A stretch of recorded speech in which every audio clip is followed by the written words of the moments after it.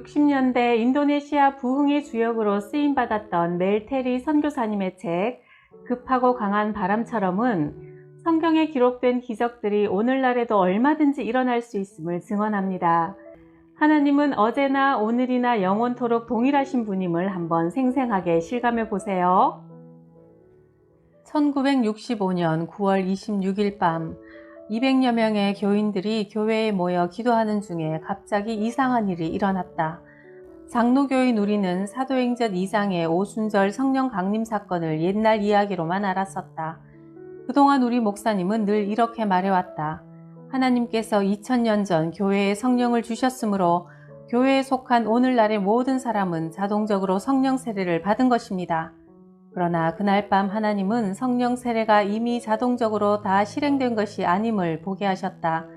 하나님은 예수 그리스도를 전 인류에게 주셨지만 각 사람이 예수님을 구원자로 영접해야 구원을 얻을 수 있듯이 우리는 각자 성령 세례를 받기 위해 기도해야 하고 예수님과 인격적으로 만나는 개인적인 체험을 해야만 한다. 이것은 교회만 다닌다고 자동적으로 되는 것이 아니다. 인도네시아는 300년쯤 독일 선교사들이 와서 복음을 전했고 약간의 크리스천이 있었지만 아직 이방 풍속의 국가이다. 심지어 교회 다니는 우리도 병이 들면 무당을 찾아가고 무당이 푸닥거리를 하면 치료가 되기도 하였다. 그것은 정말 무서운 상태였다. 우리는 그리스도인이라고 하면서도 하나님의 능력을 체험하지 못하고 영적으로 죽어있는 자들이었다. 그러니 교회는 시체 보관소처럼 조용하기만 했다. 그러나 주님은 그날 밤 신앙은 타인의 경험에 의지하는 것이 아니라 각자가 살아계신 하나님을 만나야 함을 알려주셨다. 나는 내 여동생 뒤에 앉아있다가 급하고 강한 바람 소리를 들었다. 그것은 마치 작은 회오리 바람 소리 같았다. 주위를 둘러보아도 아무것도 없어 여동생의 등을 두드렸다. 너 이상한 소리 못 들었니? 응, 나도 들었어. 그렇지만 잊어버리고 기도에 집중하자 오빠. 그녀는 기도를 시작했고 그와 동시에 여러 사람이 한꺼번에 기도하는 소리가 들렸다. 그동안 우리 교회는 엄격한 질서 속에서 한 사람의 기도가 끝난 다음 사람이 기도를 이어가는 식으로 기도회를 해왔었다. 그리고 미리 작성한 기도문을 읽기만 했다. 그러나 그날 밤은 온 교인들이 기도문과 기도 순서를 잊어버리고 영으로 동시에 기도하기 시작했다. 오 예수님, 우리 교회가 이상해졌습니다. 교인들의 기도에 질서가 없어졌습니다. 그때 교회 맞은편에 있는 파출소에서 화재 비상벨이 급하게 울렸다. 경찰관이 우리 교회가 불타는 것을 보고 마을 사람들에게 화재 발생을 알리는 비상벨을 누른 것이다. 인도네시아, 특히 티모르에는 소방차가 없다. 벨이 울리면 사람들은 물 양동이와 불 끄는 도구들을 가지고 몰려 나온다. 사람들이 교회로 몰려왔을 때 붉은 불길은 보았으나 교회는 불타지 않고 있었다. 자연의 불이 아니라 성령님의 불이었기 때문이다. 이 일로 인해 많은 사람들이 예수를 구주로 영접했으며 성령 세례도 받았다. 나는 교회 뒷자리에 앉아 있었기 때문에 교회 전체에서 일어나는 일을 다 볼 수 있었다. 갑자기 앞에 앉아있던 한 자매가 일어나더니 양손을 높이 치켜들고 주님을 찬양했다.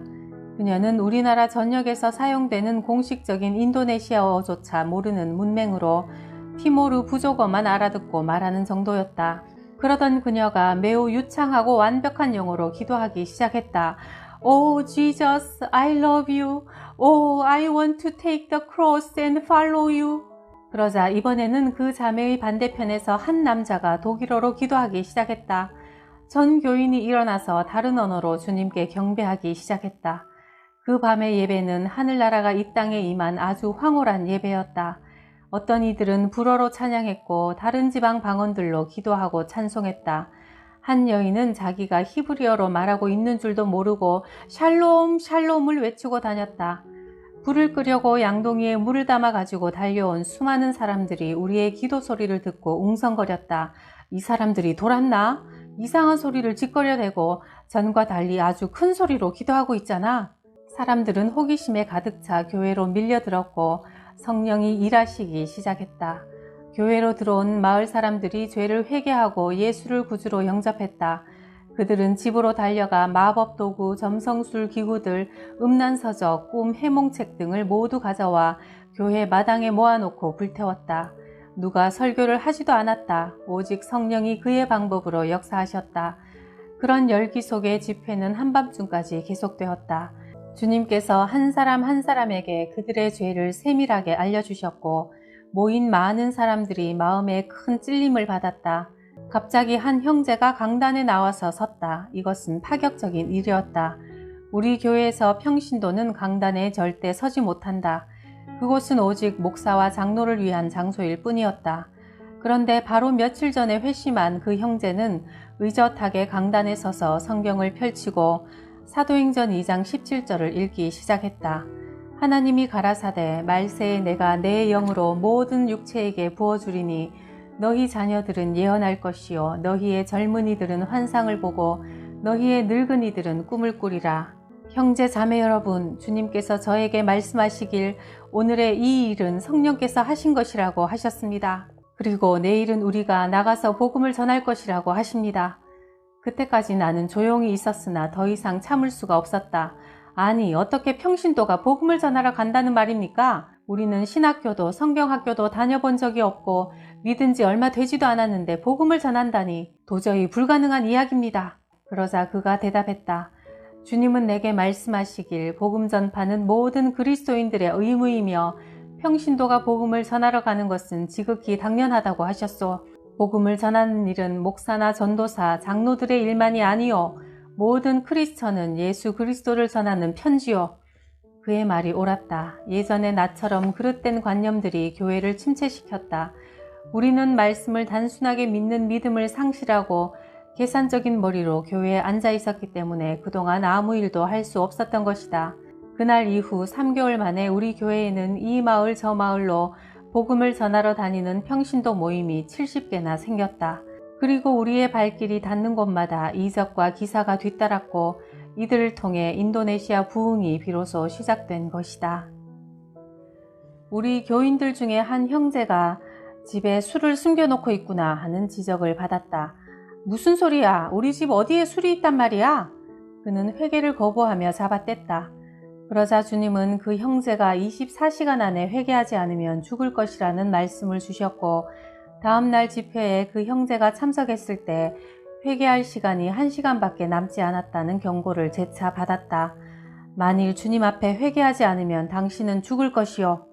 상관없어. 우리 집에는 술이 없으니까요. 그는 계속 고집을 부렸다. 형제님, 이제 주님이 허락하신 시간이 30분밖에 남지 않았어요. 교인들이 안타까운 표정으로 말해도 아니 여러분 미쳤습니까? 나는 회개할 것이 없다고요. 그는 계속 우겨댔다. 5분이 남았을 때 교인들은 다시 한번 애타게 호소했으나 그는 계속 웃기지 마시오. 나는 어떤 숨겨진 죄도 없는 사람이요. 고집할 뿐이었다. 제발 형제님, 주님이 지적하시는 죄를 회개하세요. 30초가 남았다. 젠장, 내게 그 이야기는 더 이상 하지 마시오. 이제 넌더리가 나요. 그가 마지막으로 한 말이었다. 3초, 2초, 1초. 그 사람은 푹 꼬꾸라져 죽었다. 잠시 무서운 침묵이 흘렀다. 그리고 그때까지 자신들의 죄를 빛 가운데 드러내길 거부하고 있던 다른 많은 사람들의 입에서 용서를 구하는 회개의 기도가 본물처럼 터져나왔다. 인도네시아 부흥의 특징 중 하나가 회개였다. 주님은 우리가 사탄의 권세에서 완전히 해방되어 자유롭게 살 수 있도록 우리 마음이 청결해지기를 원하셨다. 우리는 주님께 용서를 구했고 과거 모든 사탄과의 관계를 끊었다. 그 후에야 하나님은 우리에게 복음을 전할 수 있도록 길을 여셨고 복음을 전하러 나갈 때 하나님의 능력이 우리와 함께 하심을 똑똑히 볼 수 있었다. 우리 선교팀에게 주님이 포르투갈 영인 티모르에 갈 것을 지시하시면서 길가에서 잠을 자라고 특별한 지시를 더하셨다. 만일 주민들이 집으로 초청하면 주인의 명령이 길에서 노숙하라는 것이므로 안 된다고 대답하라. 티모르에 가서 주님이 지시하신 대로 노숙하면서 사흘밤을 보냈다. 우리에게 관심을 가지는 주민은 아무도 없었다. 나흘째서야 낯선 사람들이 길가에서 노숙하는 것을 알게 되었다. 당신들은 어디서 왔습니까? 주민들이 물었다. 우리는 인도네시아에서 왔습니다. 우리 주인이 여기로 가라고 하셨거든요. 그럼 여기 뭐하러 왔습니까? 우리도 잘 모릅니다. 다만 주인이 여기로 가라고 명하셔서 우리는 순종했을 뿐입니다. 당신들의 주인이 누굽니까? 지금은 말씀드릴 수 없습니다. 이런 대화 후에 주민들은 선교팀을 집으로 초청했다. 우리 집에 와서 묵으시오. 길가에서 자는 것은 좋지 않습니다. 호의는 감사합니다만 우리 주인께서 엄히 명하시기를 절대 집에 들어가지 말고 길에서 자라고 하셨습니다. 거참 웃기는 주인도 다 있군. 그 주인은 자기 하인들에게 재미있게 일을 시키는 모양이군. 주민들이 수군거렸다. 그러나 주민들은 시간이 지날수록 의심이 생겨 선교팀을 경찰에 신고했다. 즉시 달려온 경찰은 선교팀의 주인이 누구며 직업이 무언가 물었다. 1000명의 사람들을 모아주시면 대답하겠소. 그렇지 않으면 한마디도 말할 수 없습니다. 그래서 경찰은 사람들을 1000명 이상 모이게 했다. 선교팀이 모든 주민이 볼 수 있는 언덕에 서서 성경을 꺼내들고 설교를 시작했다. 우리 주인은 예수 그리스도이십니다. 그가 외치자 우리도 예수를 아오! 군중 속에서 어떤 사람이 소리쳤다. 우리 마을엔 신부님도 있어. 가서 신부님을 모셔오자. 그들이 몰려갔고 잠시 후 신부님이 매우 화가 나서 나타났다. 우리도 그리스도인이요. 신부가 볼멘 소리로 말했다. 선교 팀원들은 고개를 저으며 주님은 당신이 우상을 가지고 있다고 말씀하십니다. 선포했다. 우리에게 우상은 없어. 신부가 주장했다. 선교팀과 신부가 한동안 언쟁을 한 후에 성당으로 함께 가보기로 했다. 성당에 들어서자 거기는 여러 종류의 상들이 있었다. 이것들이 바로 당신의 우상이요. 선교 팀원들이 지적하자 이것은 우상이 아니요. 이 상들은 바울, 마리아, 예수, 요한 등 성자들이요. 신부는 매우 당황하며 말했다. 그러나 주님은 우리에게 이것들을 우상이라고 하셨습니다. 논쟁이 끝이 없을 것 같자 선교팀 중 한 사람이 제안했다. 이것이 우상인가 아닌가 하나님께서 판정하시도록 합시다. 신부님도 성경의 엘리야와 바알 선지자들 이야기를 잘 아시지요? 우리도 이 상들을 모아놓고 만일 하나님이 이것들을 기뻐하시지 않으시면 하늘에서 불을 내려 태우도록 기도합시다. 그 제안에 따라 모든 상들을 가운데 방으로 모았다. 모두 노쇠, 나무, 석고로 만든 것들이었다. 사람들은 상더미 뒤로 둘러섰고 선교팀원 한 사람이 기도했다. 하나님, 이 형상들이 하나님께서 기뻐하시지 않는 우상들이라면 엘리야의 기도를 들으시고 갈멜산에서 불을 내리신 것처럼 이 시간도 하늘에서 불을 내려 태워주옵소서. 아멘 소리가 끝나고 잠시 긴장된 침묵이 흘렀다. 갑자기 불이 번쩍하면서 날카로운 굉음이 들렸다. 마치 번개가 치는 것 같았다. 우상더미가 일순간 재가 되었다. 신부님은 흥분하여 손을 비비면서 말했다. 나머지 우상들도 태워야겠소. 교회 뒷뜰에 있으니 그것들도 모두 태워버립시다. 그래서 우리는 교회 뒤로 가서 다른 철제 조각들도 불태웠다. 그날 많은 사람들이 주님을 영접했고 선교팀이 그곳을 떠날 때 신부님이 간곡히 부탁했다. 주님이 허락하시면 꼭 다시 한번 와주세요. 우리 교회 전도대가 암호항이라는 마을에 전도하러 갔는데 초상집이 있었다. 사람이 이틀 전에 죽었는데 유가족들이 우리에게 위로의 말을 부탁하며 청했다. 도착해보니 1000명이 넘는 사람들이 모여 있었다. 남자의 시체는 벌써 매우 부패해 있었다. 우리 열대지방에서는 사람이 죽고 6시간이 지나면 썩기 시작한다. 그러니 이틀이면 구역질이 날 정도라 시신은 보기에도 참혹하다. 우리가 조문객들 옆에 서 있는데 갑자기 주님이 말씀하셨다. 지금 저 관 곁에 가서 죽은 사람 주위에 둘러서서 찬송해라. 내가 그를 사망에서 생명으로 옮길 것이다. 함께 간 내 처남을 통해 말씀이 떨어지자 나는 한숨을 푹 내쉬었다. 오 주님, 이 사람은 죽은 지 이틀이나 지났기 때문에 우리는 정말 난처합니다. 이런 경우는 불가능합니다. 나는 다른 형제의 의견도 듣고 싶었다. 당신 생각은 어떻소? 내 두뇌는 재빠르게 움직였고 형제들의 머리도 역시 민첩하게 돌아가며 우리는 할 것이냐 말 것이냐 방황하기 시작했다.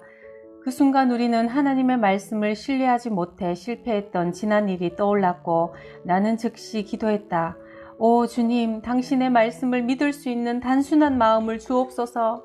우리의 믿음을 머리에서 가슴까지 30cm만 끌어내리면 오늘날도 하나님의 능력이 강력하게 역사할 것이다. 우리는 전과 같은 실패를 되풀이하지 않도록 주님께 복종하기로 결정하고 시체가 있는 곳으로 가서 빙 둘러서 찬송을 부르기 시작했다. 사탄은 우리에게 이렇게 속삭였다. 이미 다 썩은 사람을 두고 찬송하는 것은 바보짓이야. 썩는 냄새가 벌써 이렇게 진동하는데 너희가 시체 곁에 둘러서서 입을 열 때마다 독한 악취로 숨이 콱콱 막힐 것이다. 이런 일은 정말 바보짓이다. 그것은 사실이었다. 그러나 우리는 찬양하기 시작했다. 첫 번째 찬송이 끝났다. 아무 일도 일어나지 않았다.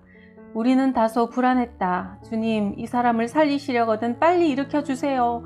이 시체 주위에 서 있기도 어렵습니다. 역한 냄새 때문에 찬송을 부르기가 힘듭니다. 두 번째 찬송도 어렵게 끝났다. 아무 일도 없었다. 다섯 번째 찬송이 끝날 때까지 아무 일도 일어나지 않았다. 그러나 여섯 번째 찬송을 부르는데 시체의 발끝이 움직였다. 우리는 공포에 휩싸였다. 인도네시아에는 가끔 죽은 사람이 깨어나서 관 가까이 있는 사람을 껴안고 다시 죽는다는 이야기가 전해진다. 그러나 우리는 더 가까이 다가가 더 크게 찬송했다. 여덟 번째 찬송이 시작될 때 그 형제가 깨어나 주위를 둘러보며 미소를 지었다. 그는 어느 누구도 껴안지 않고 이렇게 말했다. 예수님이 저를 살리셨습니다. 여러분께 꼭 드릴 말씀이 있습니다. 사람이 죽는다고 끝이 아니라는 겁니다. 저는 이틀 동안 죽어 있을 때 그것을 체험했습니다. 천국과 지옥은 실제로 존재합니다. 나는 그곳에 다녀왔습니다. 여러분이 이 세상에서 예수 그리스도를 만나지 못하면 천국에 가지 못합니다. 오직 지옥에 가서 죗값을 받을 것입니다. 이렇게 죽었다가 살아난 사람은 예수를 구원자로 영접했을 뿐 아니라 그의 사역으로 인해 그 지방에 2만 명 넘는 사람들이 예수님을 구주로 영접하게 되었다. 주님은 어른들만을 전도자로 세우신 것이 아니라 어린이들도 똑같이 사용하신다. 우리 소우마을에는 8개의 어린이 전도팀이 있다. 초등학생 10여 명으로 구성된 이 전도팀은 월요일부터 금요일까지 매일 학교에 다녀와서 오후 4시부터 6시까지 기도 모임을 갖는다. 이들은 같은 또래 어린아이들처럼 놀지 않고 모여서 기도회를 하는 것이다. 무릎을 꿇고 손을 맞잡고 가족과 이웃과 또 세계를 위해서도 간절히 기도하는데 그럴 때 주님은 그 어린아이들에게 예언의 말씀을 주시기도 하고 특별한 계시를 주시기도 한다. 토요일은 학교가 정오에 마치니 오후 2시쯤 한 어린이 전도단이 이웃 마을로 전도하러 출발했다. 정글을 지나 수십 킬로 떨어진 곳이지 결코 가까운 옆마을이 아니다. 이 전도 여행은 매주 나가는 것인데 어린이 전도단에는 어른이 없다. 그래서 한 번은 내가 물어보았다. 너희들 무섭지 않니? 멜 아저씨, 왜 무서워요? 우리들 옆에는 항상 천사들이 지키고 있어요. 우리는 천사들을 따라가기만 하면 돼요. 그들의 깜찍스러운 대답이었다. 어느 날 전도 여행 중 아이들이 정글에서 고아바 나무를 발견했다. 아주 맛있는 열매라 그들은 나무로 뛰어가 열매를 쳐다보며 입맛을 다셨다. 그런데 호위하던 천사가 말했다. 고아바 열매 때문에 여기서 지체하면 안 된다. 마을에 도착하면 과일을 실컷 먹을 수 있으니 자, 아직 갈 길이 머니까 빨리 가자. 그러나 맛있는 과일의 유혹이 너무 강해서 아이들은 천사의 말을 무시하고 옷을 벗고 나무에 올라가기 시작했다. 나무에 매달려 신나게 장난치고 놀면서 고아바 열매를 맛있게 먹었다. 이웃 마을 사람들에게 예수님에 관해 전해주어야 한다는 것도 까맣게 잊어버린 채 나무에서 실컷 놀다가 내려왔을 때 이상한 일이 일어났다. 옷들이 모두 사라져 버린 것이다. 주변을 샅샅이 찾았지만 옷이 없자 아이들은 맥이 빠져 하늘을 올려다보았다. 그러자 어느 큰 나무 꼭대기에 옷이 걸려있는 게 보였다. 그 나무는 높이가 22m에 지름이 1m나 되는 어마어마한 나무였다. 아이들은 옷을 내릴 방법이 없자 울음을 터뜨렸다. 그때 천사가 말했다. 너희가 순종하지 않았기 때문에 벌을 받아야 해. 이 말을 듣자 어린이들은 더욱 큰 소리로 울었다. 너희가 진정으로 회개하면 내가 옷을 다시 찾아주마. 아이들은 무릎을 꿇고 주님께 죄를 고백하고 회개했다. 이제 됐다. 누가 한 명 나무에 올라가렴. 나무가 너무나 크고 굵어서 우리는 도저히 올라갈 수 없어요. 내가 너희의 발을 도마뱀처럼 미끄러지지 않도록 해주겠다. 그래서 한 어린이가 나무에 올라가려고 손을 대자 손이 나무에 철썩 붙었다. 그리고 더 높이 올라가려고 손을 뻗자 떨어졌다. 발도 마찬가지로 나무 껍질에 착착 붙었다. 아이는 쉽게 나무 꼭대기까지 올라갔고 친구들의 옷을 다 모아가지고 내려왔다. 주일에 어린이 전도대는 교회에서 이 간증을 했고 많은 사람이 주님을 영접했다. 나는 원래 의학 박사가 되기 위해 모스크바에 유학 갈 생각으로 러시아 장학금까지 받아놓은 상태였다. 온 가족이 이 일을 기뻐했고 나도 의사가 되고 싶었다. 우리나라에서 의사들은 아주 부유하고 만족한 생활을 하기 때문이다. 그래서 나는 하나님께 외국에 가서 공부할 수 있도록 해달라고 기도했는데 하나님은 내게 주의 종이 되기 원한다는 마음을 주셨다. 주님, 제가 의사가 되면 헌금을 많이 하겠습니다. 주님이 물었다. 그래, 얼마나 헌금하려고 하느냐? 예, 버는 돈의 10%는 할 겁니다. 나는 돈이 필요 없다. 하나님, 그러면 20%는 어떻습니까? 나는 너의 돈을 원치 않는다. 50%는요? 나는 모든 환자들에게 복음을 전할 것이고 내가 버는 수입의 절반을 헌금하겠습니다. 아니다. 나는 네가 전적으로 내 일만 하는 사람이 되기를 원한다. 그럼 70%는요? 예수님, 이 제안을 받아들이는 것이 좋을 겁니다. 이건 정말 제가 진짜 희생하는 거니까요. 사랑하는 아들아, 나는 너의 돈을 원하는 것이 아니라 너를 원한다. 주께서 분명히 말씀하셨다. 오 주님, 그렇다면 정확한 답을 주옵소서. 내일 아침까지 응답을 주시면 복음을 전하러 가겠습니다. 주님은 응답하셨다. 아침 5시 나는 잠에서 깨어 침대 밖으로 나가려 했는데 매우 강력한 힘이 나를 꼼짝 못하게 눌렀다. 나는 어머니가 마귀에 눌리는 사람이 있다고 하던 말이 기억나 기도했다. 오 예수님, 이것이 마귀라면 저를 구해주세요. 기도하는 중에 환상을 보았다. 갑자기 하늘에서 십자가가 내려왔고 십자가 앞에 한 사람이 흰옷을 입고 나타났다. 그 얼굴은 내가 전에 보지 못한 가장 아름답고 빛나는 얼굴이었고 눈에서는 경이롭고 무한한 사랑이 흘러나왔다. 나는 더 이상 누워있을 수가 없어 무릎을 꿇고 주님의 다리를 껴안았다. 오 예수님, 저는 당신을 섬기고 싶습니다. 그러나 그 방법을 모르겠습니다. 그러자 조용한 목소리가 들려왔다. 걱정하지 마라. 내가 너를 위해 길을 예비하고 인도하리라. 나는 그때 주 예수 그리스도께서 나에게 자신을 계시하셨고 내가 그를 섬기는 자가 되길 원한다고 정확한 부르심을 주셨음을 깨달았다. 그 순간 환상이 사라지고 나는 깨어났다. 나는 의사가 되기 위해 모스크바에 유학할 생각을 버리고 전 생애를 예수 그리스도께 드렸다. 그리고 이 마을 저 마을로 복음 전하러 다니는 전도자의 삶을 시작한 것이다. 주님이 우리 전도팀을 큰 강을 건너야 하는 티모르의 어느 지역에 보낸 적이 있다. 노에미나 강은 티모르에서 가장 큰 강인데 폭이 약 300m로 다리가 없었다. 마침 또 홍수기라 강의 수심이 6, 7m나 되었고 물살도 무척 세어 큰 나무들이 흙탕물 속에 떠내려갔다. 전도팀은 강가에 서서 기도했다. 주님, 우리가 어떻게 해야 합니까? 주님은 분명히 말씀하셨다. 강을 건너가라.